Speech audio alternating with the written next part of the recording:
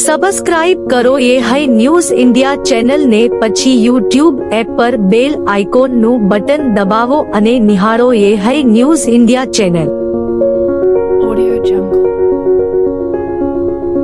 બનાસકાંઠા જિલ્લાના ધાનેરાના જાડી ગોળિયા શાળામાં 6 શિક્ષકોની સાથે 7 ઓરડાની ઘટ છે. પરિણામે શાળાના બાળકોને 2 પાળીમાં બોલાવવા શાળા તંત્ર મજબૂર બન્યું છે. શાળામાં ધોરણ 1 થી 8 સુધી 374 બાળકો અભ્યાસ કરે છે. 2 વર્ષ પહેલા 6 જર્જરિત રૂમ તોડવામાં આવ્યા હતા, જે આજ દિન સુધી બન્યા જ નથી. વાલીઓ અનેકવાર રજૂઆત કરી છે, છતાં હજી સુધી રૂમ બન્યા નથી. અમારે જાડી 2માં 7 ઓરડાની ઘટે જર્જરિત ઓરડા પાડી નાખ્યા. એમાં ઝડપી મકાન થાય. પછી શિક્ષકની ઘટે શિક્ષકની ઘટ સરકાર પૂરી કરે, નહીંતર અમે કાર્યવાહી કરશે. બને એટલો ઝડપી કરી દે, નહીંતર અમે આગળ કાર્યવાહી કરશે.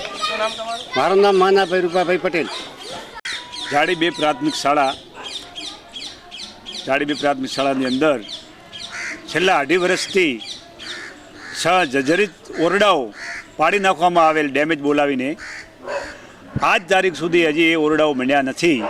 એના માટે અમારા ગ્રામજનોની રજૂઆત છે સરકારશ્રીને કે તાત્કાલિક ઓરડા મંજૂર કરે, તાત્કાલિક કામ સત્વરે ચાલુ થાય એવી અમારી માગણી છે. એના સિવાય અમારી જાડી 2 પ્રાથમિક શાળાની અંદર 6 શિક્ષકોની ઘટ છે.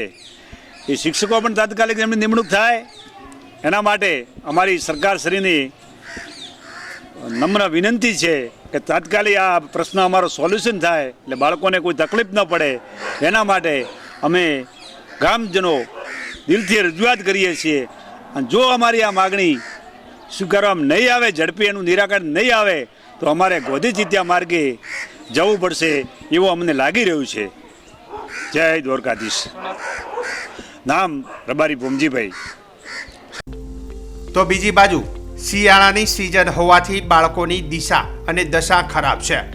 ઓરડાની ઘટના કારણે 2 પાળીમાં બાળકો વહેલી સવારે પણ ખુલ્લા મેદાનમાં બેસવા મજબૂર છે. ત્યારે સત્વરે ઓરડા અને શિક્ષકોની ઘટ નહીં પૂરાય તો આવનાર દિવસોમાં ગાંધી ચિંધ્યા માર્ગે જવાની ચીમકી ગ્રામજનોએ ઉચ્ચારી છે.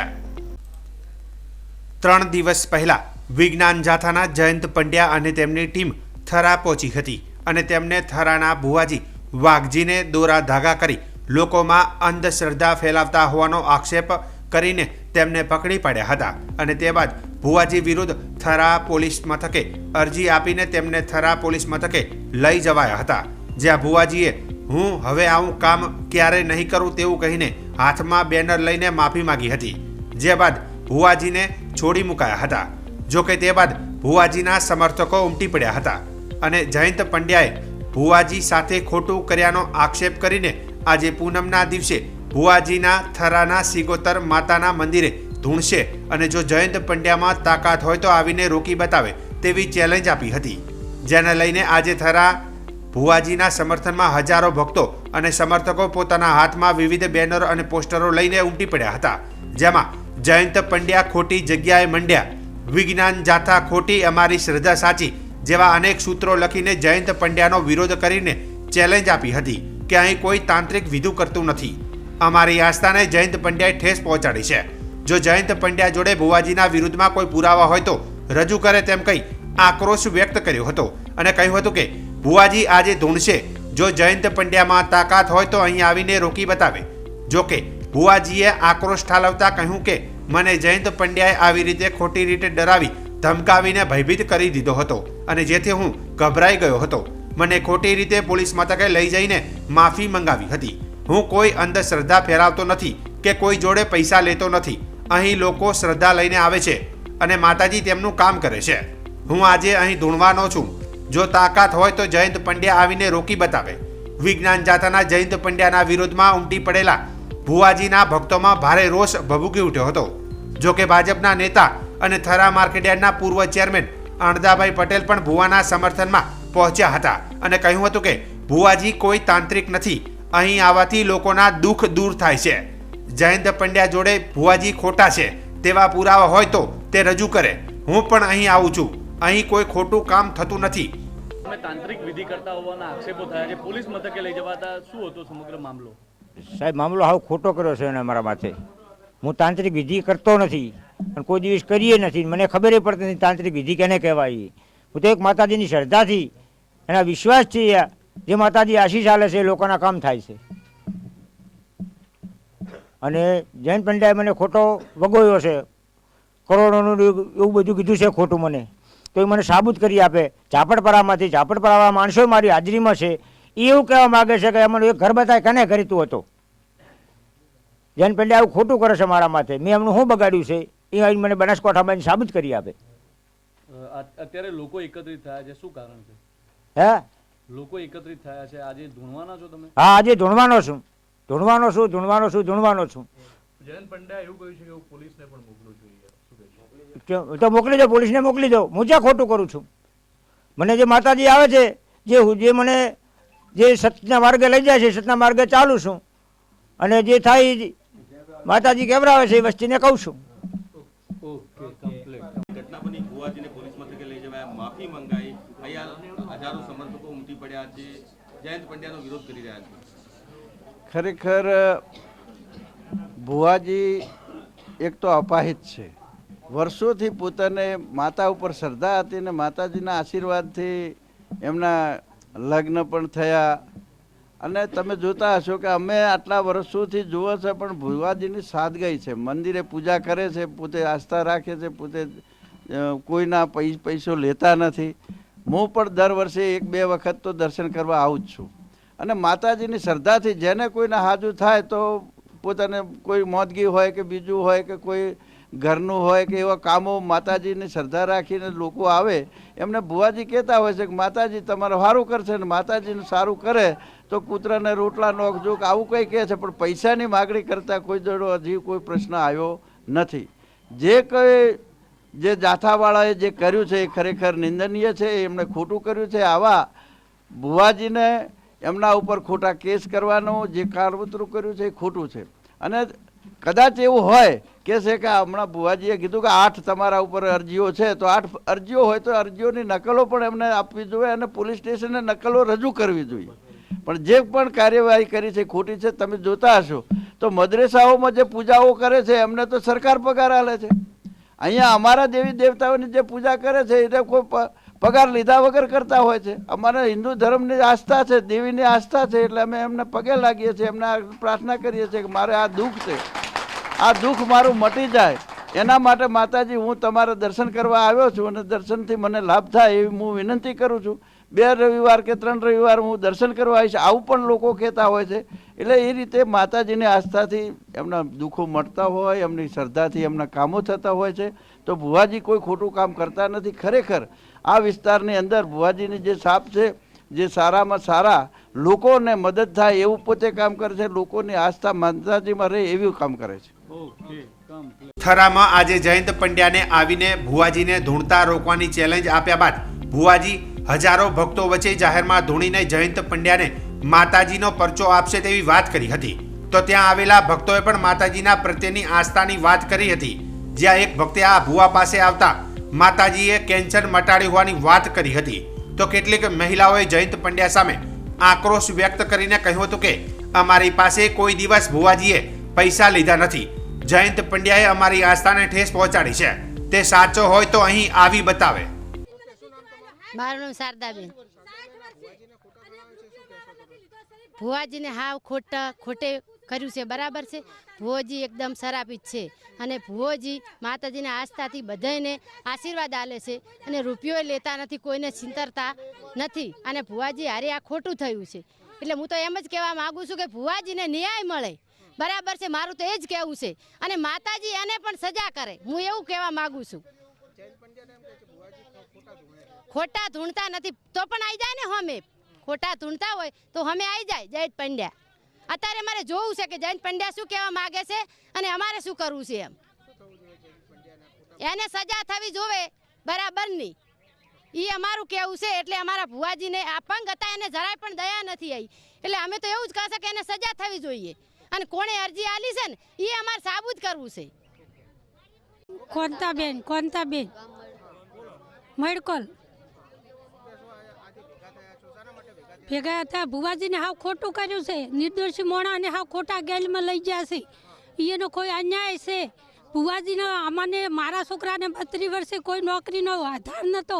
માં ભગવતીએ મેળવી છે અને ભુવાજી રૂપિયો લીધો નથી. શરીફળ ટાળું અમે કોઈ પણ 10 વર્ષથી આવે છે લેતા નહીં.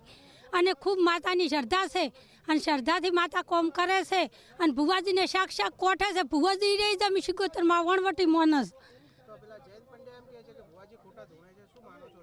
હવે એ ખોટા ધૂળે તો આવે હોય બનાસકાંઠામાં આવે ને ભૂવા ધૂળે એને હોમે આવે ભૂવા હોમે આવી જાય. હા, થરાના ભુવાજી જયંત પંડ્યાને ચેલેન્જ આપીને હજારો લોકોની વચ્ચે આજે ધૂણ્યા હતા. તો ભુવાજીના સમર્થનમાં પણ જયંત પંડ્યા સામે ભારે રોષ ભભૂકી ઉઠ્યો હતો અને જયંત પંડ્યા સામે ફરિયાદ નોંધાવવાની ચીમકી ઉચ્ચારી હતી. હવે જોવાનું એ રહ્યું કે જયંત પંડ્યા ભુવાજીને લઈને આગામી સમયમાં શું કાર્યવાહી કરે છે. બનાસકાંઠા જિલ્લાના સરહદી પંથકની લોકોની જીવાદોરી સમાન ગણાતી નર્મદાની કેનાલ મોતની કેનાલ બની ગઈ છે. ગતરોજ એક યુવાન ગાડી સાથે કેનાલમાં પડતા યુવકનું મોત નીપજ્યું હતું. ત્યારે ગતરોજ બીયકનો એક યુવક કેનાલમાં પડ્યો હોવાની ફાયર ટીમને 2 દિવસ શોધખોળ કરી હતી, છતાં યુવક મળી આવ્યો ન હતો. જે બાદ આજરોજ સવારે જમણા પુલિયા પાસેથી યુવકનો મૃતદેહ ફાયર ટીમે બહાર કાઢ્યો હતો. જેના બાદ યુવકની ઓળખ માટે તેના વાલી વારસાને જાણ કરતા યુવક બીયોક ગામનો હોવાનું જાણવા મળ્યું હતું અને તેના વાલી વારસાઓને સોંપવામાં આવ્યો હતો. ત્યારે ફાયર ઓફિસર વિરમજી રાઠોડે ટેલિફોનિક વાતચીતમાં જણાવ્યું હતું કે 2 દિવસ પહેલા એક યુવક બીયોક ગામનો કેનાલમાં પડ્યો હોવાનો કોલ અમને આવતા એની શોધખોળ હાથ ધરી હતી. 2 દિવસની શોધખોળ બાદ યુવક કેનાલમાં મળી આવ્યો ન હતો. ત્યારે આજરોજ વહેલી સવારે થરાદ તાલુકાની મુખ્ય નર્મદા કેનાલ જમણા પુલ પાસે કોઈ અજાણ્યા યુવકની ડેડ બોડી હોવાનો કોલ થરાદ નગરપાલિકા ફાયર બ્રિગેડને મળતા તાત્કાલિક ઘટના સ્થળે પહોંચી ડેડ બોડી કેનાલ બહાર નીકાળે અને તેની ઓળખ માટે ફોટાઓ વાયરલ કરતા યુવક બીયોક ગામનું હોવાનું જાણવા મળ્યું હતું. જેને પગલે તેના વાલી વારસાઓનો કેનાલ પર પહોંચી ગયા હતા અને યુવકના મૃતદેહને તેના વાલી વારસાને સોંપવામાં આવ્યો હતો. બનાસકાંઠા જિલ્લાના થરાદ તાલુકાના અભેપુરા ગામે આવેલ શ્રીહરિ સોસાયટી ખાતે ખુલ્લા વિસ્તારમાં બાવળોની જાળીમાં અગમ્ય કારણસર આગ લાગી હતી. આગ લાગતા સ્થાનિકોમાં અફરાતફરી મચી જવા પામી હતી. જોકે તે દરમિયાન સ્થાનિકોએ થરાદ નગરપાલિકાના ફાયર વિભાગને જાણ કરતા ફાયર ઓફિસર વિરમજી રાઠોડ સહિતની ટીમ તાત્કાલિક ઘટના સ્થળે પહોંચી પાણીનો મારો ચલાવી આગ પર કાબુ મેળવ્યો હતો. જોકે અગમ્ય કારણસર આગ લાગી હોવાનું જાણવા મળ્યું હતું. જોકે આ ઘટના અંગે સ્થાનિક પ્રતિનિધિએ થરાદ ફાયર વિભાગના ફાયર ઓફિસર વિરમજી રાઠોડ સાથે ટેલિફોનિક વાતચીત કરી હતી અને તે દરમિયાન ટેલિફોનિક વાતચીતમાં વિરમજી રાઠોડે જણાવ્યું હતું કે આજ રોજ સાંજના સમયે કોલ મળેલ કે અભેપુરા વિસ્તારની શ્રીહરિ સોસાયટીમાં રહેતા નાઈ ધીરાભાઈ અર્જણભાઈના ખુલ્લા પ્લોટમાં આવેલ બાવલની જાળીમાં કોઈ અગમ્ય કારણસર આગ લાગતા તાત્કાલિક ઘટના સ્થળે પહોંચી આગ પર કાબુ મેળવ્યો હતો. જો કે કોઈ જાનહાનિ ન થઈ હોવાનું પણ જણાવ્યું હતું.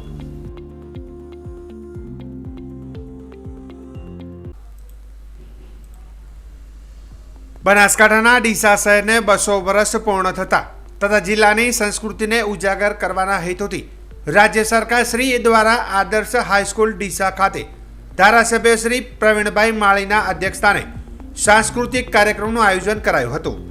રમતગમત, યુવા અને સાંસ્કૃતિક પ્રવૃત્તિઓનો વિભાગ ગાંધીનગર તથા વિદ્યા ભારતી ગુજરાત પ્રદેશ ડીસા સંલગ્ન સંસ્કાર મંડળ ડીસાના સંયુક્ત ઉપક્રમે આ કાર્યક્રમનું આયોજન કરાયું હતું. સ્થાનિક કલાકારો, કવિઓ, સંગીતકારો, ગાયકોને પ્રોત્સાહન મળી રહે તે હેતુથી સમગ્ર કાર્યક્રમનું આયોજન કરાયું હતું. આ કાર્યક્રમમાં ધારાસભ્ય શ્રી પ્રવીણભાઈ માળીએ જણાવ્યું હતું કે બનાસની ધરતીએ અગણિત વિરાસત અને કલા દુનિયાની સમક્ષ પ્રસ્તુતિ કરી છે. બનાસની ધરતીએ કવિઓ, સાહિત્યકારો, ગઝલકારો, સંગીતકારો અને નૃત્યકારો જેવી વિરાસતો દુનિયા સમક્ષ પ્રસ્તુત કરી છે. આ તમામ કલાકારોને એક પ્લેટફોર્મ મળી રહે તથા ડીસા શહેરની દ્વિશતાબ્દી પૂર્ણ થતા રાજ્ય સરકાર દ્વારા આ વિશેષ આયોજન કરાયું છે. 2 દિવસ ચાલનારા કાર્યક્રમને નિહાળવા તેમણે જિલ્લાવાસીઓને અનુરોધ કર્યો હતો. આ કાર્યક્રમમાં અલગ અલગ કલાકારો દ્વારા પોતાની કલાને પ્રસ્તુત કરાઈ હતી. આ કાર્યક્રમમાં ગુજરાતના જાણીતા કવિ પ્રસાદ કુમાર જાદવ, ડીસાના અગ્રણી લીલાધર વાઘેલા તેમજ આચાર્ય કનુભાઈ તેમજ વિવિધ કલાકારો સહિત બહોળી સંખ્યામાં નગરવાસીઓ જોડાયા હતા. આજનો કાર્યક્રમ એટલે મારા માટે ગૌરવની ક્ષણ છે, એટલા માટે એનું નામ આપ્યું છે બનાસ ગૌરવ. કે મને ગૌરવ થાય તો બનાસકાંઠાના લોકોને પણ ગૌરવ થવો જોઈએ કે બનાસકાંઠાના લોકોમાં જે સાંસ્કૃતિક વિરાસત છે એ વિરાસતને જેમને જાળવી રાખી છે એ બનાસકાંઠાના લોકો એને જોવે, એના ઉદ્દેશ સાથેનો આ કાર્યક્રમ એટલે બનાસ ગૌરવ 2024. અને અમે એકાદ વાર પ્રશાંત જાદવજી જોડે બેઠા હતા અને એમને ઉત્તર ગુજરાતની આખી વાત કરી હતી કે ઉત્તર ગુજરાતની અંદર કેટલું બધું વિરાસતો છે આપણી, કેટલા બધા લોકો છે જે કવિ છે, ગઝલકારો છે, કોઈ સારા સંગીતકારો છે, સુગમ સંગીત કરનાર લોકો છે, કોઈ સારા ઢોલી છે, કોઈ સારા નૃત્ય કરી શકે છે, એવી જે વિરાસતો આપણી જોડે છે એને ઉજાગર કરવાનો પ્રયત્ન રાજ્ય સરકાર દ્વારા આજે આપણે ડીસાના આંગણે થઈ રહ્યો છે. અને કયા નિમિત્તે તો મને જણાવતા આનંદ થાય છે કે ડીસાને 200 વર્ષ પૂર્ણ થાય છે, એટલે દ્વિશતાબ્દી મહોત્સવ પ્રસંગે આપણે આ કાર્યક્રમ કરવાના છીએ. એટલે પહેલો કાર્યક્રમ બંધુ સાહેબે કર્યો છે જે લગભગ બધી જ સંસ્થાઓને જોડતી એક ગ્રંથ બનાવ્યો છે, અને બીજો કાર્યક્રમ આપણે આજે આ કરી રહ્યા છીએ. એટલે હું વિશેષ રૂપની અંદર ડીસાના નગરજનો જેને આ પહેલ કરી છે એમને પણ આભાર વ્યક્ત કરું છું એમનો, અને સાથે હું સાંસ્કૃતિક વિભાગનો પણ આભાર વ્યક્ત કરું છું કે આજે આ બનાસકાંઠાના લોકોની સ્કિલને દેખવા માટે જે પ્રયત્ન કર્યો છે, લોકો એને જોવે એ જે પ્રયત્ન કર્યો છે એના માટે વિશેષ રૂપની અંદર આપણા મોળુભાઈ બેરા, હર્ષભાઈ સંઘવી અને એમની ટીમ એટલે કે એમનો વિભાગને વિશેષ રૂપની અંદર અભિનંદન આપું છું કે આવો એક પ્રસંગ આપણા આંગણે કર્યો છે. અને આજે મને લાગે છે કે સાહિત્યકાર પણ છે, આજે આપણા કેટલાક નૃત્ય પણ થવાના છે, આજે સુગમ સંગીત પણ થવાનું છે, અને આવતીકાલ એક્સક્લુઝિવ એટલે કવિ સંમેલન જેવું છે. કવિ સંમેલન અને ગઝલના જે લોકો આમાં રસ ધરાવે છે એવા તમામ આજે આપણને યુટ્યુબના માધ્યમ દ્વારા બધા જ લોકો જોઈ રહ્યા છે.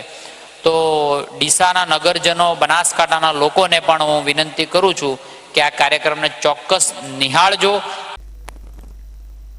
જેલની દિવાલો આમ તો કોઈ ક્યારે જોવા નથી ઈચ્છતું હતું. જેલની દિવાલો વચ્ચેની જિંદગી બે રંગ હોય છે. જો કે રાજકોટ મધ્યસ્થ જેલનું કમ્પાઉન્ડર રંગીન બન્યું છે. ચિત્રનગરી દ્વારા રાજકોટ મધ્યસ્થ જેલ ખાતે કમ્પાઉન્ડ વોલ પર ચિત્રો દોરવામાં આવ્યા હતા. અલગ અલગ 70થી વધુ ચિત્રકારો દ્વારા આશરે 65 જેટલા ચિત્રો દોરવામાં આવ્યા હતા. નશા મુક્તિ, સાયબર ક્રાઇમ અવેરનેસ સહિતના ચિત્રો દોરાયા હતા કે જે જોઈને લોકોમાં જાગૃતતા આવે. બીબી પરમાર, નાયબ પોલીસ અધિક્ષક, મધ્યસ્થ જેલ રાજકોટ. આજે રાજકોટ જેલના પોપટપરા અને બહારની સાઈડ જે કમ્પાઉન્ડ વોલ છે ત્યાં આગળ અમારા જેલોના વડા શ્રી રાવ સાહેબ અને અમારા અધિક્ષક રાઘવ જૈન સાહેબના સહિયારા પ્રયત્નના ભાગરૂપે અને ચિત્રનગરી રાજકોટની જે સંસ્થા છે એના સંયોગ વતી આજે આ સામાજિક સંદેશાઓ આપતા ચિત્ર દોરવાનો કાર્યક્રમ રાખ્યો છે. આશરે 65 જેટલા ચિત્રો છે અને અમારો પ્રયાસ એવો છે કે લોકોમાં કાયદાની અવેરનેસ આવે અને જાગૃત થાય. આવતીકાલે ઊંઝા એપીએમસીની ચૂંટણી યોજાવાની છે ત્યારે વાતાવરણ ગરમાવ્યું છે. ધારાસભ્ય કિરીટ પટેલના નજીકના એવા અરવિંદ પટેલને ભાજપ દ્વારા મેન્ડેટ નહીં અપાતા તેમણે જિલ્લા વેપાર સેલના સંયોજક પદેથી રાજીનામું આપ્યું છે. આ ચૂંટણીમાં હસમુખભાઈ કચરાભાઈ પટેલને ધારાસભ્ય કિરીટ પટેલે, જ્યારે સુપ્રીત પટેલને પૂર્વ ધારાસભ્ય નારાયણભાઈ પટેલે મેન્ડેટ અપાવ્યો હોવાનો મેસેજ સોશિયલ મીડિયામાં ફરતો થયો છે. આ ચૂંટણીને પગલે આક્ષેપ પ્રતિ આક્ષેપો થઈ રહ્યા છે. ત્યારે પૂર્વ સેક્રેટરી વિષ્ણુ પટેલે તેમની પ્રતિક્રિયા આપી હતી. મેન્ડેટ થોડું મોડા આવ્યું છે, પણ અમે મેન્ડેટને માન આપીને અમે અમારી ઉમેદવારી પાછી ખેંચવાની જાહેરાત કરી ચૂક્યા છીએ અને પાછી ખેંચી.